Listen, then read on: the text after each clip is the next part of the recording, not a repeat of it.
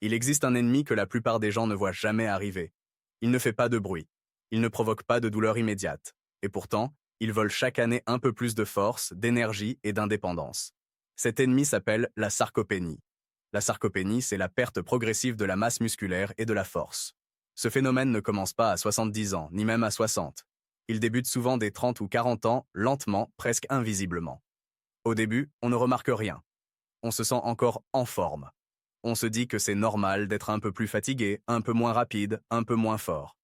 Mais pendant que l'on pense que tout va bien, le corps, lui, change. Les muscles fondent, peu à peu. La force diminue. L'équilibre devient plus fragile. Les gestes simples demandent plus d'efforts. Monter des escaliers fatigue davantage. Porter des sacs devient pénible. Et un jour, sans prévenir, ce qui semblait anodin devient un vrai problème. La sarcopénie n'est pas seulement une question d'esthétique ou de sport. C'est une question d'autonomie, de dignité et de qualité de vie. Quand les muscles disparaissent, le corps devient vulnérable. Les chutes sont plus fréquentes. La récupération est plus lente. La dépendance s'installe. Le plus dangereux, c'est que la sarcopénie est silencieuse. Elle progresse même quand tout semble aller bien. Elle avance pendant que l'on travaille assis, pendant que l'on saute le petit déjeuner, pendant que l'on mange vite, mal, trop sucré, pendant que l'on se dit « j'ai encore le temps ». Mais le corps, lui, ne négocie pas avec le temps. Chaque décennie passée sans action entraîne une perte musculaire qui devient de plus en plus difficile à rattraper. Et contrairement à ce que beaucoup pensent, vieillir ne signifie pas automatiquement devenir faible. Ce n'est pas l'âge qui détruit les muscles, ce sont les habitudes. La bonne nouvelle, c'est que la sarcopénie n'est pas une fatalité. Le corps humain est extraordinairement adaptable. Il répond toujours à ce qu'on lui demande, ou à ce qu'on ne lui demande plus. Si vous demandez à votre corps de rester immobile, il s'adapte en devenant plus faible. Si vous le nourrissez mal, il s'adapte en économisant, en détruisant ce qui coûte cher à entretenir, le muscle.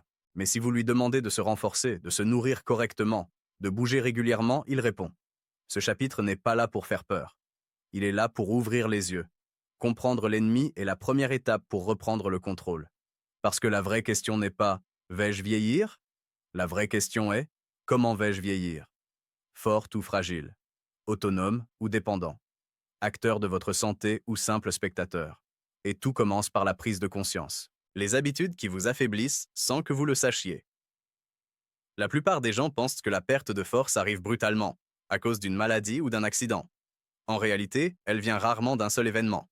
Elle vient de petites habitudes répétées chaque jour, si discrètes qu'on ne les remet jamais en question. Le danger n'est pas ce que vous faites parfois. Le danger, c'est ce que vous faites tous les jours. La première habitude destructrice, c'est d'ignorer les signaux silencieux du corps. Beaucoup se disent « je n'ai pas mal, donc tout va bien ». Pourtant, des ennemis invisibles comme les carences en vitamine D, le diabète ou l'inflammation chronique peuvent attaquer les muscles sans provoquer de douleur immédiate. Le corps ne crie pas toujours quand il souffre. Parfois, il s'éteint lentement. La deuxième habitude, très répandue, concerne le petit déjeuner. Sauter le matin ou consommer uniquement du sucre et du pain blanc oblige le corps à trouver de l'énergie ailleurs. Et quand il n'a pas de protéines disponibles, il se sert dans ses propres muscles. Sans le savoir, certaines personnes commencent leur journée en affaiblissant leur corps.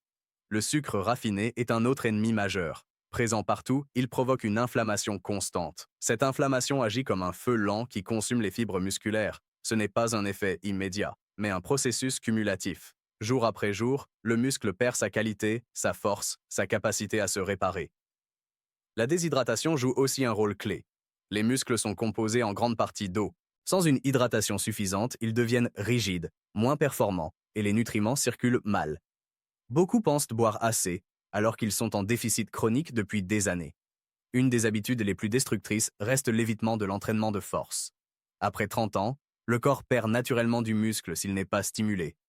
La marche est excellente pour la santé, mais elle ne suffit pas à maintenir la masse musculaire. Sans résistance, le cerveau reçoit un message clair. Ces muscles ne sont plus nécessaires. À cela s'ajoutent les aliments ultra transformés. Ils remplissent l'estomac mais vident le corps de nutriments essentiels. Le microbiote se détériore, l'absorption diminue et les muscles ne reçoivent plus ce dont ils ont besoin pour se maintenir. Le manque de sommeil est souvent sous-estimé. Pourtant, c'est pendant le sommeil profond que le corps libère les hormones de réparation. Dormir moins de 7 heures, c'est empêcher le corps de se reconstruire. Enfin, rester assis trop longtemps envoie un signal terrible au cerveau, l'inutilité musculaire. Le corps est intelligent. Ce qu'il n'utilise pas, il le supprime. La vérité est simple, mais dérangeante. Ce ne sont pas les années qui vous affaiblissent, ce sont vos habitudes. Et si des habitudes peuvent détruire, d'autres peuvent reconstruire.